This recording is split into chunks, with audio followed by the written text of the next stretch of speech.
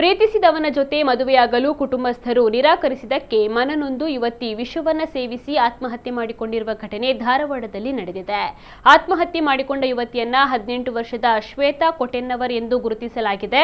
ಹಲವು ವರ್ಷಗಳಿಂದ ಶ್ವೇತಾ ಅವರು ಹುಬ್ಬಳ್ಳಿ ತಾಲೂಕಿನ ನಾಗರಾಜ್ ಎನ್ನುವ ಯುವಕನನ್ನ ಪ್ರೀತಿಸ್ತಾ ಇದ್ಲು. ಈ ವಿಷಯವನ್ನ ತನ್ನ ಕುಟುಂಬಸ್ಥರಿಗೆ ತಿಳಿಸಿ ನಾಗರಾಜ್ನನ್ನ ಮದುವೆಯಾಗುವ ಇಚ್ಛೆಯನ್ನ ವ್ಯಕ್ತಪಡಿಸಿದ್ಲು. ಆದರೆ ಇದಕ್ಕೆ ಕುಟುಂಬಸ್ಥರು ಒಪ್ಪಿಗೆಯನ್ನ ಸೂಚಿಸಿರಲಿಲ್ಲ. ಈ ಕಾರಣಕ್ಕೆ ಮನನೊಂದು ವಿಷವನ್ನ ಸೇವಿಸಿ ಆತ್ಮಹತ್ಯೆ ಮಾಡಿಕೊಂಡಿದ್ದಾಳೆ. ಈ ಬಗ್ಗೆ ಕುಂದಗೋಳ ಪೊಲೀಸ್ ಠಾಣೆಯಲ್ಲಿ ಪ್ರಕರಣ ದಾಖಲಾಗಿದೆ.